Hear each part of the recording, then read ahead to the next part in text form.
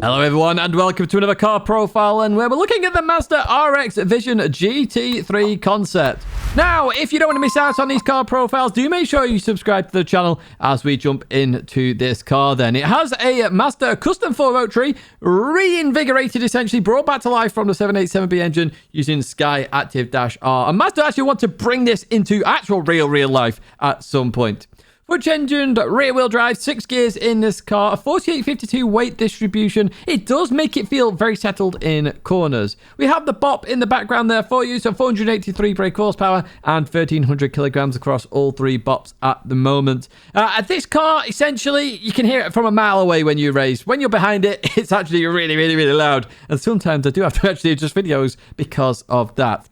Now, I found the car to be very strong straight off the bat. I really did. When I jumped in and did beat the meta, of course, which you can check out after this video in terms of the car, it was strong straight away. Does suffer with some power oversteer, so let's jump into the tests then. First of all, low, medium, and high speed. We start off with a low speed test here at Laguna Seca. Coming into turn 1, this was a corner I did struggle on a little bit, mainly because of the power oversteer. It was hard to get the right gear, essentially. But as we leave that corner, we are going to be racing the Porsche 911 RSR, currently the fastest car here at Laguna Seca in terms of fastest laps, not necessarily optimum laps. We go past sector 1 now, 1/10 down on the Porsche 911. I have seen 0.7s in this car in sector 1, and that's why we use optimums, of course, because if I had a 0.7 before, that really should be classified in there as such. Went through this corner, I was struggling to decide which gear to be in, to be honest with you. I did find you can short shift this car a little bit and you don't lose too much as going to the kink. Now, this was quite a hard corner to do in this car. It just felt like it understeered a bit too much. It's like in some cars, the weight transfer helps it round. In this one, not so much as we head towards the corkscrew. Now, you could do the corkscrew, absolutely no problems at all, really, with any sort of movement in this car. As we go over there, we're still 1/10 down on the Porsche 911, actually matching sector 2 really there. We gain 5,000 per second as we go into the final few corners, and through the right-hander we go. Heading towards the final corner then, going to be hard on the brakes. Now, I was being very cautious on exit because of that power oversteer that I did suffer with in beat the meta. Then as we continue out of that corner, it looked like a really good exit. Tried to straight line it as much as possible. As we head towards the line then, we are 1.5 temps down on that Porsche 911. Not winning on the fastest laps, though we do look at optimums. So let's jump to those leaderboards now then. Where does it sit in the optimum leaderboard? Well, it's P4. P4, not too bad. 3 thousandths off a podium there. And this car is very good at low-speed circuits, I found. I think the thing with this car, it's more about flowing corners. You know, if you've got mid-high-speed corners, it's where it does dominate well, which is probably why I struggled a little bit into turn 1, and also struggled a little bit maybe on the exits of the last corner because power oversteer and the car's then not using its downforce, which is really what we want to use in Group 3. I suspect that's the case, but we'll see as we go into the medium speed bop test, of course, because there we're going to have some low speed corners and medium speed corners because we're going to Suzuka. So let's jump to the medium speed bop test then. Here we go, heading towards turn 1. This is lap number 2, so it's very early on in the session that we do this. We're into turn 1. This car loved turn 1. It was like it was designed and set up for Suzuka in mind. It really was. It felt so good in turn 1 and throughout this whole first sector. It was unbelievable in terms of its feel. Now, we are racing the Toyota GR Supra here in this Mazda RX Vision GT3 concept as we go in towards the right-hander then. Slowing it down, using the gears a little bit there to get a bit of rotation, accelerate through, using a bit of the curb there. And we are up here by nearly a 10th then on that Toyota Supra. Really good first sector. Let's see how it handles Tidgney 1 and 2. This is where the Supra did reign supreme when we did it here as we go into Tidgney 1. Now, I did suffer if I went too much over that curb there. You can see there, I'm having to balance the car a little bit through Tidgney 1 and 2. As we go through that second Tidgney then, we do leave there. Very stable indeed. And we are still up here, 2 thousandths of a second up here on the Toyota Supra as we go hard on the brakes and into the hairpin. Not quite hitting the apex there. I was being careful on exits as well, being very cautious. I did find later on in the session, second gear was actually better on that corner rather than first gear. Just meant I wasn't worried about power oversteer and meant I could be more confident in the car. Gonna head up towards Spoon then at this fast flowing section here. Hard on the brakes, in we go. Gonna head out and then back in again. And I really couldn't get the turn in there that I really wanted to. I clipped the curb there, accelerate out of the corner. Just felt a bit clunky, to be honest with you, on this particular lap. I did manage to improve it as I went through the session, of course. And again, that is why we look at optimums, not necessarily just the fastest lap here. What are we looking like versus that Toyota Supra? 2.5 temps down on that Toyota Supra as we go into the left-hander then and head towards Casio Triangle. Not too bad at 130R. It really was up there in terms of FR cars as we go into here. Second gear, going to be careful on exit because of that power oversteer. You can see the car wanting to lose the rear end then. Traction just struggles in first and second gear. As we head towards the line then, it's a 159.2. 2 tenths down there on that Toyota GR Supra. So not too shabby in the grand scheme of it, but yeah, it's not quite got the fastest lap there. 2.5 tenths down on that Supra. Where does it fit in the Optimums? Well, it's 2 tenths down on the Porsche 911 there. So it's about where we would have seen it versus the fastest laps. It did catch up to the Toyota Supra in terms of Optimums there. You can see that, but it's very much up there in terms of a meta car at the moment, looking at the low and medium speed tracks there. It's done very well at both of them. We're going to see what happens, of course, at the high-speed track as we get to the bottom end here of Suzuka. Well, after Martin DBR9 GT1 in the 2 minutes. It's so far off. Hopefully that car gets a revamp at some point because, you know, it's a car that everybody would like to use. But we are in the Mazda RX Vision GT3 concept. It's doing very well at the moment. Let's jump to the high-speed bop test then. Let's see where it sits here as we go to Bathurst Centre. Heading towards turn number 1. This is going to be lap number 8 then. Going to go hard on the brakes. This was an interesting corner to choose in terms of gears. Now, I decided to stay in second there. A little bit of a wiggle on exit. Didn't really struggle too much on that corner in terms of power oversteer on exit. It was just the first, second gear dilemma. I wasn't too sure. Going to head towards the line then here of Sector 1, and we are 1 tenth down on that Lexus. I could go a bit quicker in that sector. I know I got into the point zeros at some point as we go through this right-hander. It did like that right-hander. It was very good there. Did suffer a little bit on exit with a little bit of a wiggle, but it's a controllable wiggle, and we all like controllable wiggles.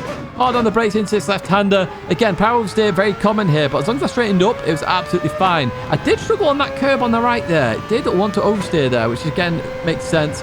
Going up here though, oh, I had to lift a little bit there as we go down the hill and in towards this left. Are we going to lift then? A tiny lift then. Look at this, the speed we're carrying here over the crest of the hill. Hard on the accelerator again. We clip the curb, we get a nice little bit of four-wheel drifting there as we go down the mountain then. And we are up by 1/10 of a second here on that Lexus RC FGT3. In towards the left we go. It loved that little bump there. You could really absolutely fly through there as we go down to Forest Elbow then in towards the right. It's going to be hard on the brakes then. It did struggle on this corner a lot. Are we going to struggle on this lap in particular? No, it's settled indeed then. So it's now the long run to the end of the sector. Now, on this straight, if you remember, the Lexus got a 169 mile an hour. The Porsche got a 169. I think the BMW's got a 169 here as well. Porsche might have been 170, actually. They've all been around that area. And we are still up on the Lexus. Half a tenth up then. Are we looking at a new best here at Bathurst? As we're going to go hard on the brakes then. 170 there for the Mazda. In towards the left we go.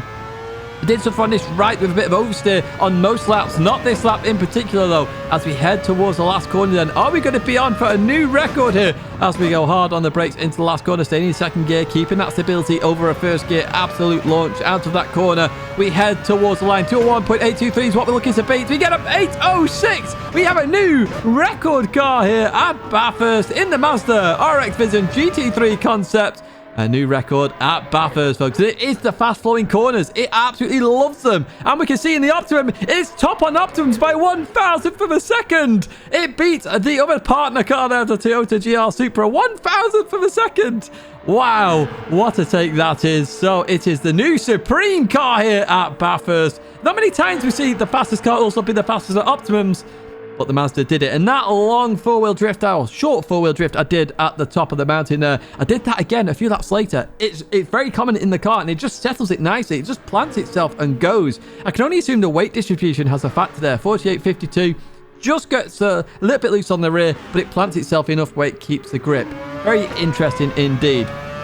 Now, what we're going to do now is the fuel saving test. So top left, automatic fuel map 1. It's just going to rev all the way to the limits. Bottom left, fuel map 3 is in automatic. It's the only way you can save. Top right, half shift, because short shifting is better to fuel save. And down in the bottom right hand side, half shift plus fuel map 3. Well, that's the extreme fuel saving. That's where if you have to save fuel, that's what you're going to do. We're going to go all the way to the 2,000 meter line. Why 2,000 meters? It's about the longest straights that we have here, and it's all about seeing the fuel usage. The top left finishes first, so it shows that you do rev this car, and literally 53% fuel there, and a 25.1. So it's looking quite quick there. Low 25s is usually quite quick. We've just then finished on the top right there.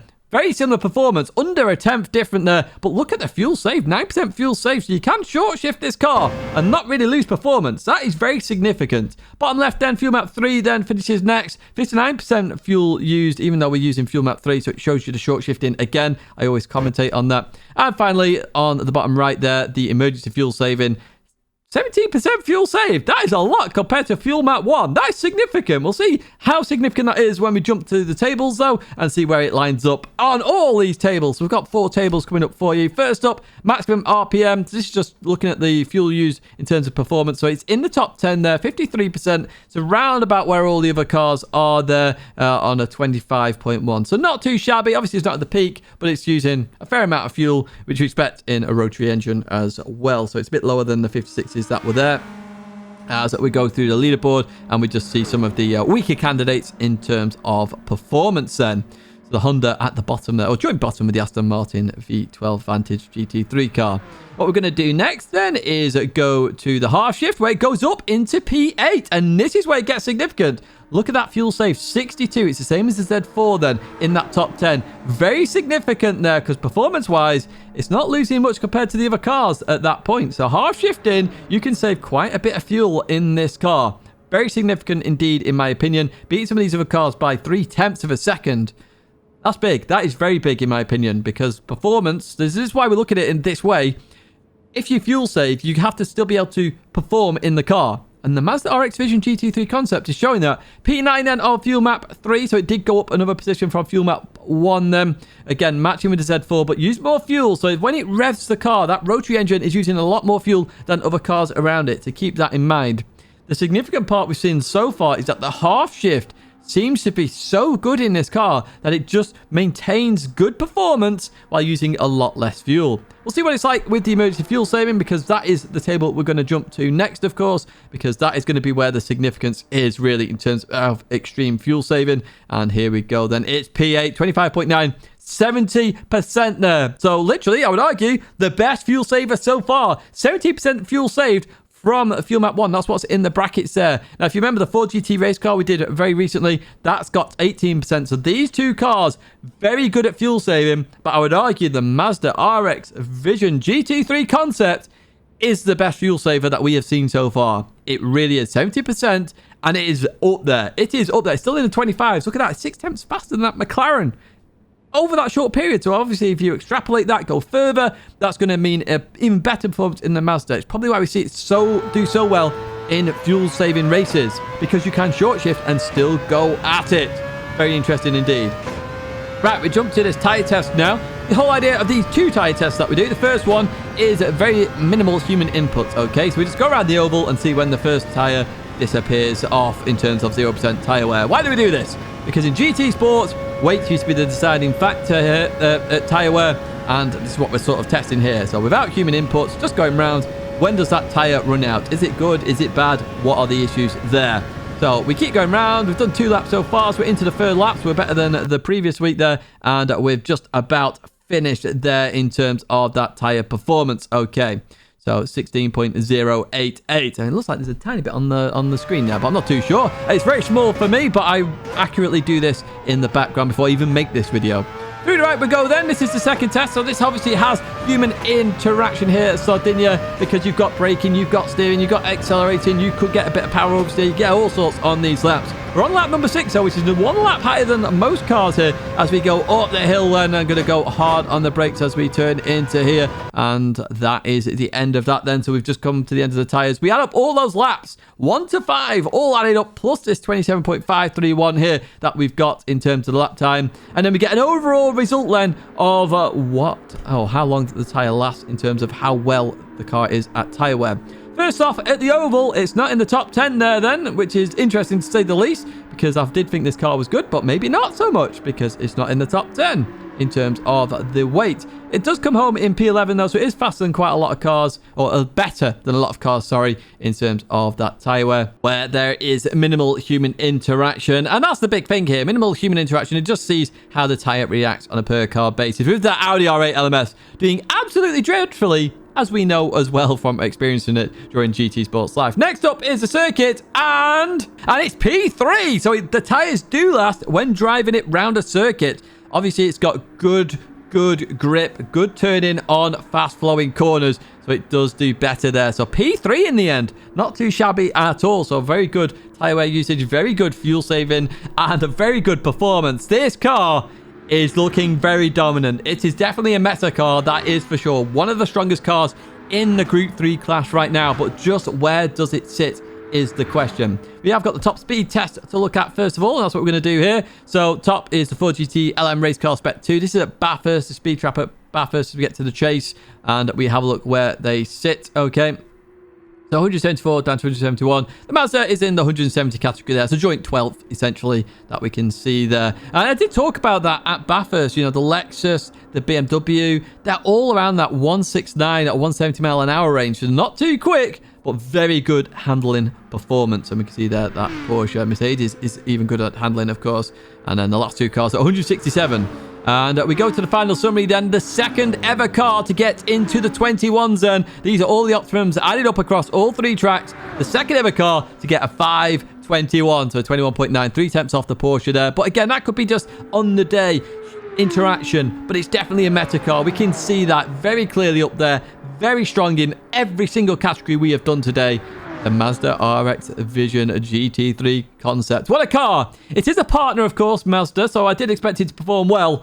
I didn't expect it to perform or outperform the Toyota, and I do feel it does outperform the Toyota in many areas of the tests that we've done today, which is very interesting indeed.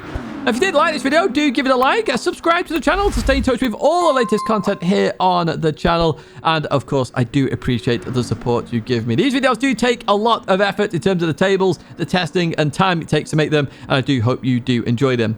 There is Beat the Meta for the Mazda. If you want to check out that video, exactly how well did it do in the race we did that, and another car profile there to check out as well. Once again, a big thank you for watching, and I hope to see you in another video or live stream again very soon.